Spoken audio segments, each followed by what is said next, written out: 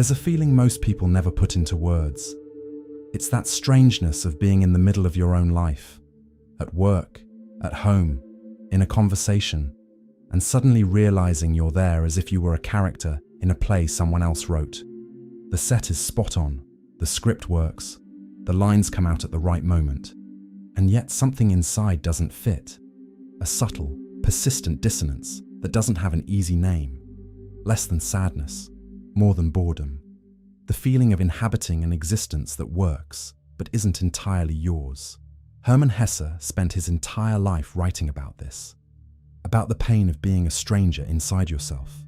About what happens when someone finally decides to stop pretending.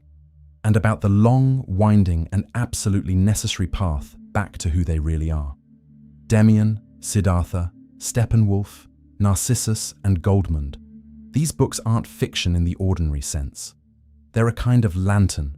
Each one illuminates a different angle of the same labyrinth. Today, we're going to enter that labyrinth alongside him. But before we get into the books, we need to understand who this brilliant man was. Hermann Hesse was born in 1877 in Calw, Germany, the son of Pietist missionaries. He grew up in an environment of strict faith, moral duty, and expectations that were anything but light.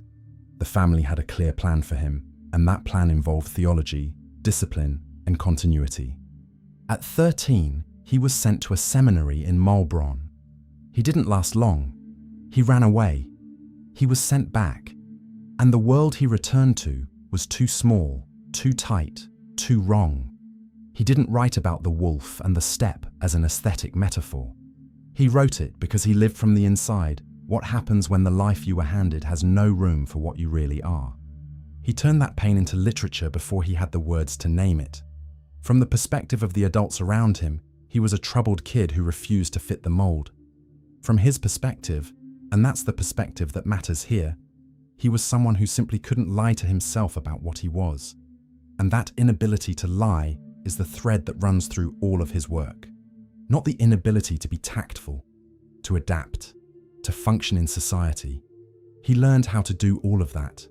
The inability to lie about what he felt deep inside, about what was true for him, about the distance between the life the world offered him and the life he felt he needed to live. And what his novels do, each in its own way, is show what happens when someone decides to stop lying. When they stop gluing the cracked egg back together and decide, once and for all, to break out. Endymion, written in a state of urgency during World War I, at a moment when the ground had disappeared beneath his feet, published under a pseudonym because the author didn't yet know what the text revealed about himself. There's a protagonist named Emile Sinclair who lives exactly this fracture. A boy from a good family, solid values, a tidy home. And inside him, a growing sense that there's another world beyond the one he was shown. Darker, more alive, more real. The conflict eating away at him has nothing to do with good versus evil in the catechism sense. It's older and more intimate than that. The persona he learned to display versus the being pulsing beneath it, knocking on the door, asking to come in. It wasn't pure fiction. It was self-description. The discomfort that seems like a problem is, more often than not, the only honest signal life sends that something needs to change. Most people spend entire years trying to eliminate that discomfort before considering the possibility that it's trying to tell them something. They medicate, distract, reorganize their schedule, change jobs, change cities, change partners. And the discomfort comes back because it was never about the job or the city. It was about the relationship between you and yourself. It was about the question you haven't been able to ask out loud yet. There's a weight people carry without knowing its name. And Hermann Hesse's entire body of work is an attempt to name it. It's the weight of other people's expectations. The ones that enter life so early they no longer seem external. They seem like ours. The family that wanted one thing. The religion that wanted another. The school, the culture, the friend group, each with their own project for you. And somewhere in the middle of all that, at some point, you learn to silence whatever disagreed. Not necessarily out of cowardice, sometimes out of love. Sometimes because you really believed they knew better than you what would be good for you. The letters he left behind describe this with a clarity that's startling. They tell of growing up feeling the physical weight of his father's expectations. A good man, a man who loved his son, but who had designed his son's future without asking if his son agreed. Anyone who spends years trying to be what others need them to be learns fast. They learn the gestures, the right tone of voice, when to smile and when to agree. And they become, silently, a stranger inside their own skin. Not in a dramatic, visible way, in a slow and almost imperceptible way, like someone gradually losing their hearing who only notices when half the sound is already gone.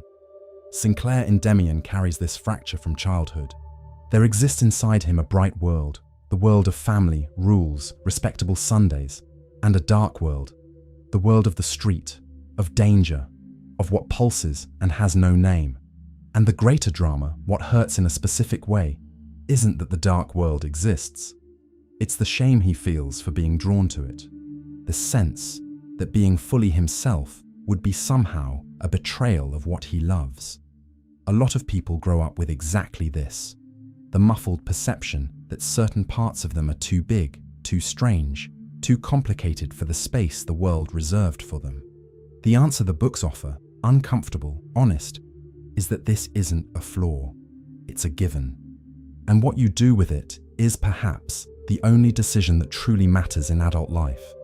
What these novels refuse, one after another, is the silent equation many people accept without realizing it, that to exist well means to fit well. Sometimes adjustment is an elegant surrender. Sometimes what the world calls a problem in someone is the most honest sign that there's still a self in there that hasn't given up on showing itself. The question is finding, within the maladjustment, not chaos, but direction. The bird fights its way out of the egg. The egg is the world. Whoever wants to be born must first destroy a world. This line is in Endymion, and it's one of the most quoted, and like every heavily quoted line, also one of the most misunderstood. The easy reading is one of youthful rebellion. Destroy everything, break the rules, be free. But the text points inward. The egg is the inner world you built to protect yourself. The beliefs that organize reality in a bearable way, the identities that guarantee a place in the group, the certainties that spare you the work of continuing to ask questions. An honest construction, useful for years, that at some point starts to feel tight. The egg is comfortable. The egg is safe. And that's why, when the time comes, it becomes a prison. Destroying that egg isn't an act of youthful rebellion. It's a loss. Breaking the shell isn't a cry of adolescent freedom. It's grief. It's the sound of something that protected you for years falling apart because you grew too big to stay inside it anymore. Because what's being left behind isn't bad, it's just too small. The writer went through this multiple times. Running away from the seminary was the first.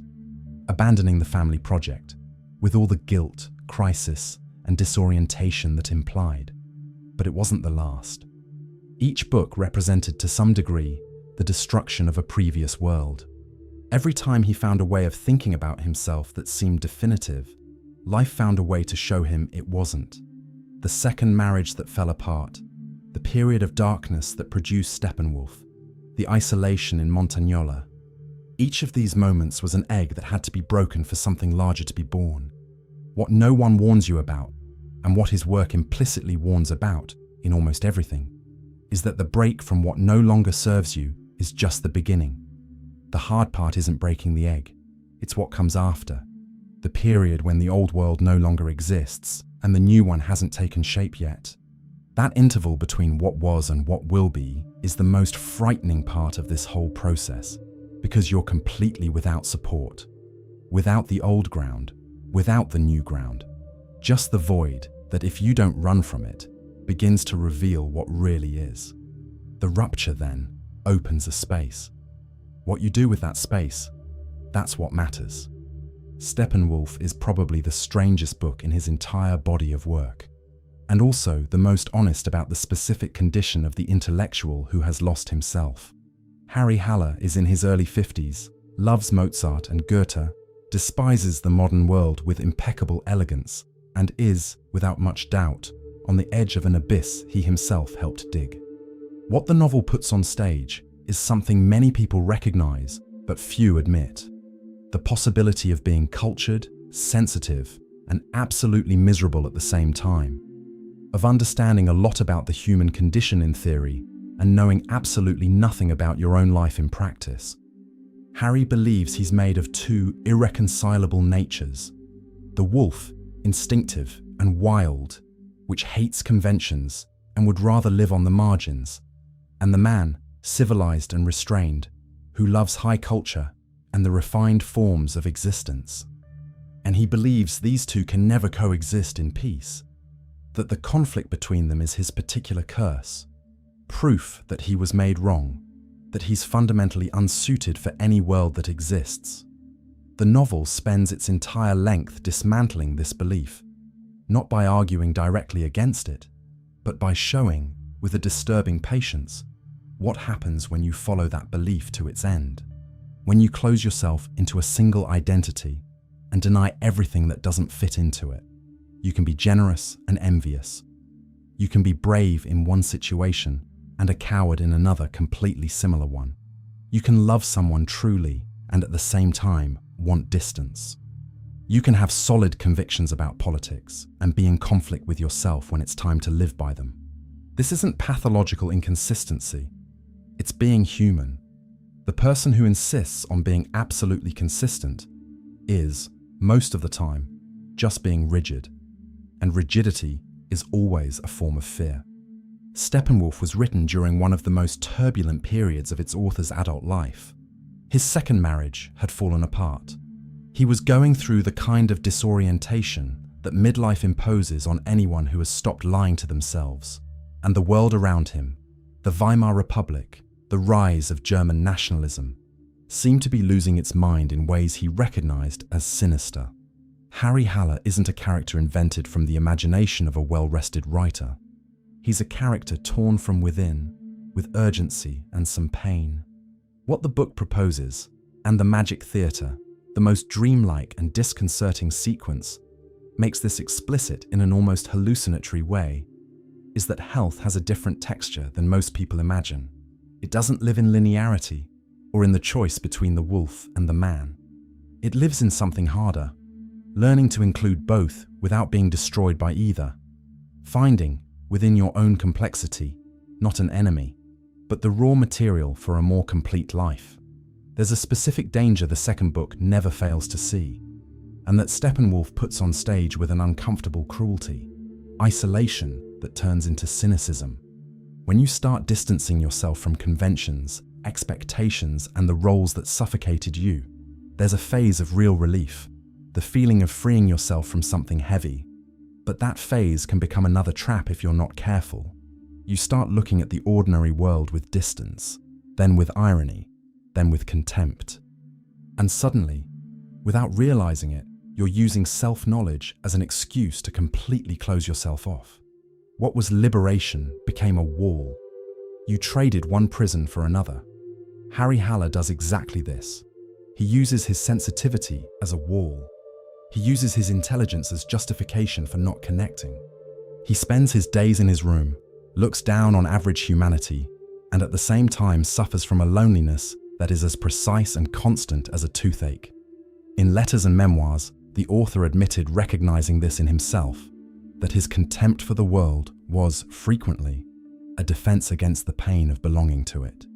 It's easier to declare that the world doesn't deserve your presence than to admit you're afraid of exposing yourself and not being welcomed. The way back to yourself needs to have an opening to others, not as dependence. No one needs anyone's approval to exist, but as recognition that the self isn't built in a vacuum. We need the friction, the encounter, the surprise of being seen by someone from the outside. Isolation can be necessary in certain phases, the way winter is necessary for a tree. As a permanent state, it doesn't produce depth, it produces caricature. When his contact with Hinduism and Buddhism deepened, an influence that had been there since childhood through his father, who had worked as a missionary in India, something became clear that Western philosophy was still tied in knots, trying to articulate that the fixed self, the one you defend with so much energy, is largely a fiction. Not in the sense that you don't exist.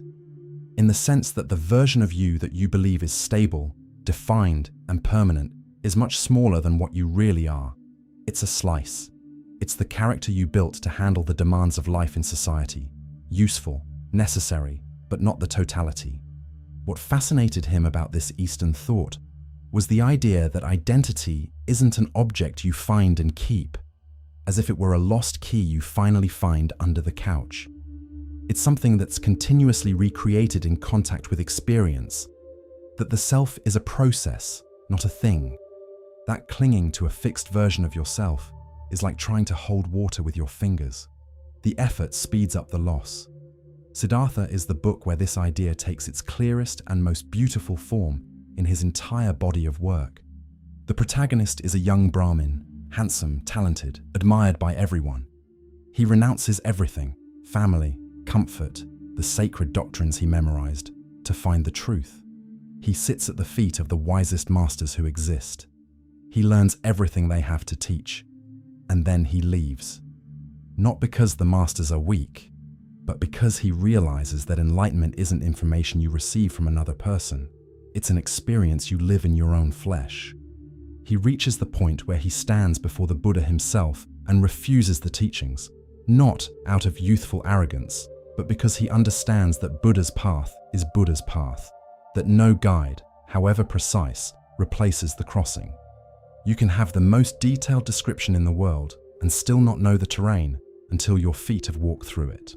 What comes next is what the narrative describes most boldly. Siddhartha throws himself into the world of the senses. He becomes a lover, a merchant, a gambler. He lives for years in excess, in wealth, in the material pleasure he had rejected, and he gradually loses himself in all of it, becoming an empty, nauseated version of himself, numbed by comfort, looking in the mirror with growing disgust. This is the book's bravest move, not romanticizing either asceticism or pleasure, showing both as dead ends when followed blindly, without the thread of awareness connecting them to some deeper truth. Siddhartha's enlightenment doesn't come from a teaching. It comes from the river. It comes from silence and the prolonged listening to something that was always there, waiting for him to stop running so he could hear it. It's phase 3 of a trajectory that began with Sinclair's escape from the certainties of childhood, passed through Harry Haller's corrosive loneliness in middle age, and arrives here, not in an answer, but in a surrender, not in a system, but in a river. What nature knows, and we keep insisting on forgetting, is that growth isn't a straight ascending line. There's a time to sprout. There's a time to withdraw. There's a time when everything seems to be standing still, and inside, that's when the most is happening. After moving to Montagnola, in southern Switzerland, in a kind of voluntary exile that lasted the rest of his life, the writer began painting watercolors of flowers, trees, mountains. Not because he was a professional visual artist, he never was, but because painting forced him to be still and look. And being still and looking was the thing he needed most. A tree in winter, without leaves, without fruit, without any visible sign of life. It's not failing. It's doing the underground work that will make spring's bloom possible. This is so simple it seems silly to say, but try applying that same logic to yourself. When you're in a period of retraction, without inspiration, without clarity, without that feeling of moving forward, the first thing the modern world does is tell you you're behind, that you need to produce more, optimize more, reinvent yourself faster. The answer this body of work offers is that you're probably exactly where you need to be. Nature doesn't compete with another version of itself. There's no river comparing itself to the ocean and suffering for not being bigger. Each thing grows within its own conditions and in its own time. This organic rhythm is what he tried to relearn in Montagnola, and what his books, more or less explicitly, try to teach anyone who reads them. And the painting had a second function, recorded in his own letters. It was a way of expressing what didn't fit into words, giving form to the formless, materializing what was diffuse. Anyone who has ever tried to write about something they were feeling, or draw, or simply put it into words out loud for someone they trust, knows what happens in this process. You discover what you were feeling with much more clarity after trying to give it form than you had before. Expression isn't the result of self-knowledge. Sometimes it's the path to it. There's a passage in Siddhartha that is probably one of the most beautiful in the book. After decades of wandering, after having been an ascetic and a merchant and a lover, the protagonist becomes a ferryman. He spends his days carrying people from one bank to the other of a river. And he learns, in this simple, repetitive function, something no master had managed to transmit to him, that the river exists in all times simultaneously. The water passing now is the same that passed before and will pass after, not sequentially, but simultaneously. Past, present, and future are a single movement. This image isn't just pretty philosophy. It's a concrete proposal about how to relate to your own history. Most people carry the past in one of two ways: as guilt that never ends, or as nostalgia that paralyzes. Siddhartha's river proposes a third way: integration. Recognizing that everything that happened, including what you'd rather hadn't happened, is part of the course that you are now. That the stones at the bottom of the river aren't obstacles. They're part of what gives that river its particular sound, its speed, its specific direction. Listening to your own life, the way you listen to a river, requires silence. And silence is perhaps the scarcest resource that exists today. The phone on the table, the notification, the podcast in the background, the show on the second monitor. We're rarely alone with our own minds for more than 2 consecutive minutes. We fill everything. Every pause becomes an opportunity to consume something else. In Montagnola, he painted watercolors. He walked through the mountains. He sat in silence for hours. Not as a wellness technique, as a survival necessity. Because without silence, no inner voice can make itself heard. The integration of the past that the river symbolizes is the opposite of going in circles. Someone who goes in circles spins around the same point, the same mistake, the same regret, never getting anywhere. They think they're processing, but they're just repeating. The fluidity the river teaches is something else. You pass through what happened without getting stuck in it. You carry the learning, but let go of the weight. Siddhartha, in the end, doesn't forget what he lived, but he's not governed by it. The river passes through everything and keeps being a river. There's a part of every person they know very well, and a part they do everything to avoid seeing.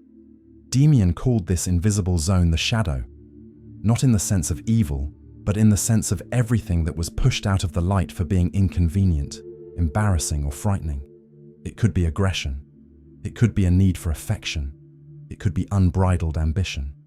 It could be vulnerability that life taught you to hide.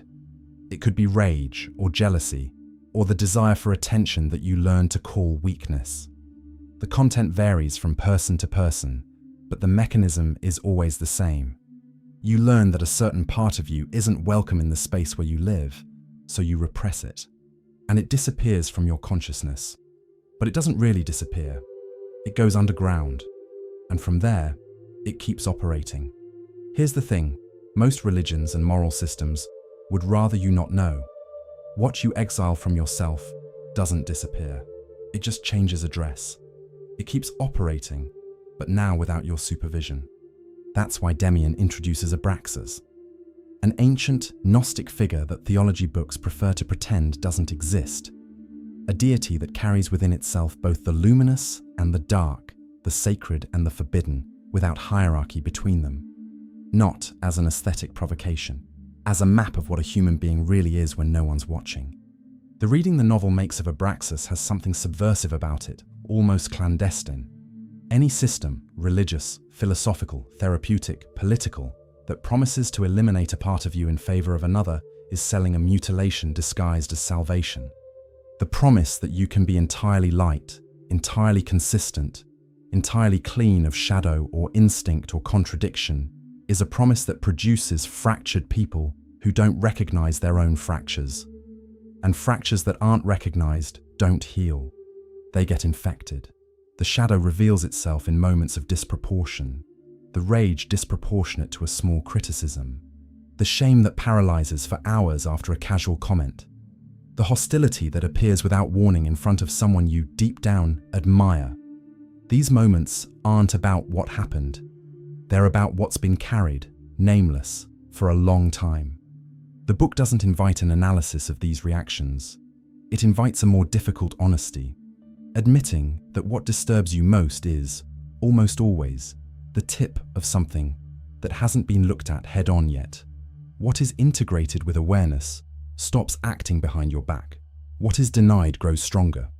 This is perhaps the most concrete and most verifiable proposition in this entire body of work, and the one that demands the most courage, because looking at what you preferred not to see has never been comfortable. But it's infinitely less costly than continuing to be governed by it without knowing. There's a quiet irony in Steppenwolf that a lot of people miss on their first read. The character who takes himself more seriously than any other, who sees himself as the most sophisticated and the most suffering, is also the most ridiculous. Harry Haller builds an entire identity around his own suffering, the Steppenwolf, the misfit, the one too sensitive for the vulgar world. And what the book subtly shows is that this identity is as much a prison as any other. That taking yourself so seriously that you can no longer laugh at yourself is a form of rigidity that suffocates just as much as the conventions Harry so despises. The Magic Theatre, the most dreamlike and disconcerting sequence in the book, is precisely this. A space where Harry has to learn not to take himself as a definitive given, where the boundaries of the self liquefy enough for other possibilities to appear. There's no proposal for dissolving the individual there. There's a proposal for lightness. The ability to look at your own seriousness and recognize how much of it is, sometimes, just ego disguised as depth. Laughing at yourself, truly, is one of the most effective forms of liberation that exist. Not the laughter that diminishes, that pretends nothing matters, but the laughter that recognizes the absurdity of holding on so tightly to a version of yourself that maybe was never as solid as it seemed. This process, when it goes well, has moments like that. Moments when you look at what you thought was your deepest problem and think, wow, how seriously I took that for so long. No one can walk this path for you. It's one of the simplest and hardest truths to accept. There's no substitute for the direct experience of yourself. You can read all of Hermann Hesse's books, do therapy for 10 years, meditate every day, have a master you admire, a therapist you trust, a partner who truly knows you. And still, all of that will require you to come into direct contact with what's inside you. Not with someone else's description of it, with the material itself. He understood this the hard way. He sought masters, went through analysis during the hardest years of his life, and at some point realized that all this baggage was useful exactly up to the point where it turned back to pointing inward, that the path back to yourself is ultimately non-transferable. Siddhartha leaves Buddha because he understands that Buddha's enlightenment is Buddha's, that the truth Buddha found can be pointed to, can be inspiring, can clear the terrain, but the walk belongs to someone else. Always to someone else. Accepting this essential solitude has little to do with resignation or with closing the door to the world. It's more subtle than that. It's stopping the need for someone outside to confirm who you are before you believe it yourself. The guru, the partner, the followers, the likes, as long as they're the foundation, any criticism brings everything down. The silence of someone you admire erases what you thought you'd achieved. You were building on sand without knowing. The years spent seeking approval in German literary circles ended in attack. Critics didn't forgive his refusal to support the national cause during the war. Newspapers ridiculed him. Many people who had admired him before started treating him as a traitor. And it was after giving up on pleasing that audience that the best years of creative maturity came. Montagnola was, among other things, the place where he stopped writing for critics and started writing for himself. The Nobel came much later, when he was no longer waiting for it. There's a compass inside every person. The best books in this body of work are, in different ways, attempts to make the reader feel its signal. Something much more discreet than a voice, much less dramatic than a revelation. That sense of recognition that appears when you act in accordance with what you really are, and the equally discreet but undeniable sense of friction when you act against it. Many people have learned to ignore both, to numb the discomfort with distraction and to distrust the recognition because it seems like arrogance or naivete. What keeps this compass from working has little to do with spirituality or intelligence or lack of theoretical self-knowledge. It's noise. It's speed. It's the impossibility of staying still long enough to hear anything other than the most urgent demand of the moment. This entire body of work carries a kind of loving impatience about this, like someone who sees people running in circles and wants to stop each one by the shoulder and say, "Stop. Be quiet for a second. What you're looking for with such urgency isn't where you're looking." The irony, and he never failed to notice them when they were staring him in the face, is that we live in a time with more tools for accessing the interior than any previous generation in history. Meditation, psychotherapy, contemplative practices from all traditions, books trying to explain how the mind works, and with less real silence than any previous generation. There's no shortage of methods.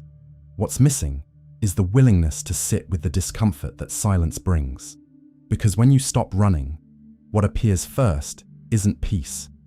It's everything that was being avoided. And then most people grab their phone, turn on the podcast, put on a show on the second monitor. Anything to not have to sit with that for a few more minutes. The inner guide these books speak of doesn't appear for those who only listen when it's convenient. It demands real presence, not the presence of the 10-minute meditation session followed by 20 notifications.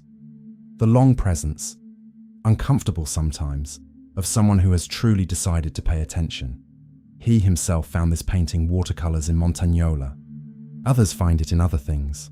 The format doesn't matter as much as the real availability to hear yourself. The most radical idea put forth in this entire body of work isn't about necessary suffering or breaking with what no longer serves. It's this, that all the opposites we experience as internal war are part of a whole that contains them. Light and shadow, reason and instinct, saint and sinner, wolf and man. The proposal goes beyond any lukewarm reconciliation. Both sides, simultaneous, true at the same time. That an entire person's life, with its contradictions, its excesses, its detours, and its beauties, is a single thing trying to know itself. Abraxas, in Demian, carries this weight, a deity that doesn't choose between good and evil because it contains both. And what this symbol affirms is dangerous enough that many systems prefer to ignore it. Any path, religious, philosophical, therapeutic, political, that promises to eliminate a part of you in favor of another is selling a mutilation disguised as salvation.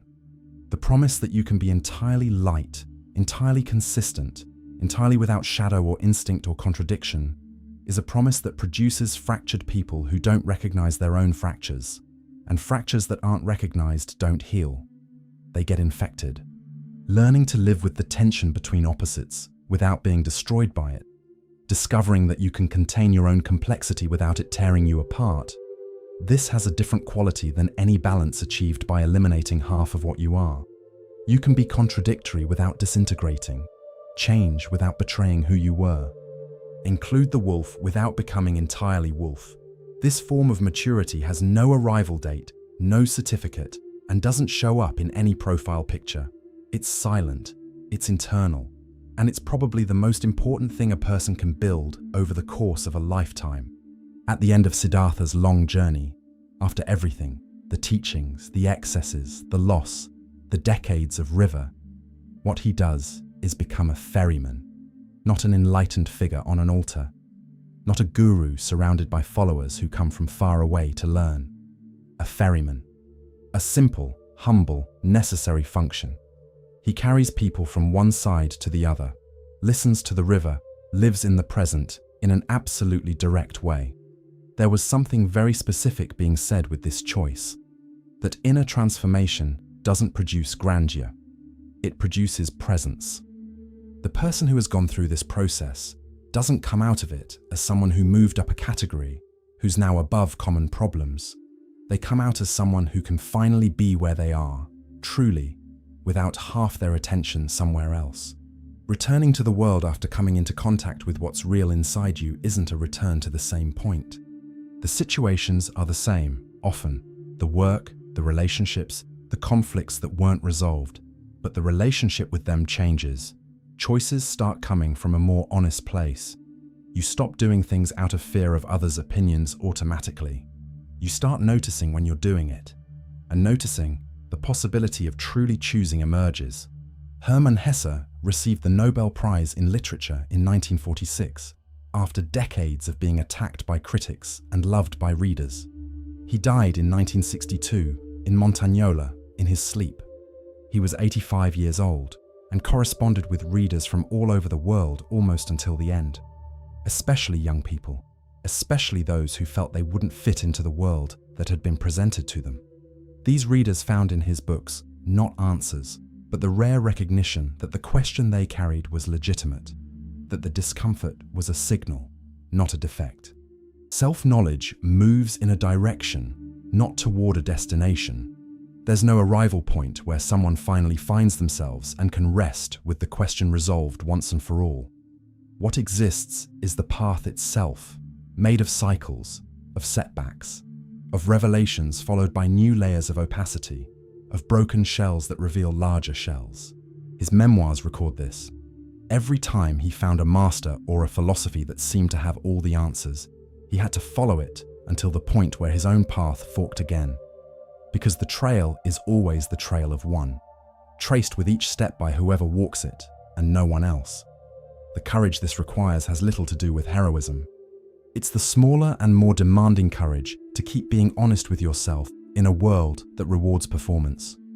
To keep walking when there's no clarity. To break the shell again when you've grown too big for the previous egg. To carry the contradiction without needing to resolve it before continuing to live. To wake up in the morning and feel, even before opening your eyes, that something still isn't right, and go anyway. His own life wasn't resolved. It remained contradictory, difficult, sometimes unbearable for the people around him. But it kept moving. And that movement, that refusal to stop growing, is what his work transmits with a force that doesn't age. He died in silence, in his sleep, in Montagnola. He spent his life trying to say that peace doesn't come from becoming someone, but from having the courage to be the ferryman of your own story, crossing the river between who the world wants you to be and who you really are. Sometimes that crossing takes an entire lifetime. The river doesn't ask if you're ready. If this video touched something inside you, leave a comment. Which Hesse character speaks most to your life right now? Siddhartha, Harry Haller, Emil Sinclair? Subscribe to the channel and become a member to receive exclusive videos.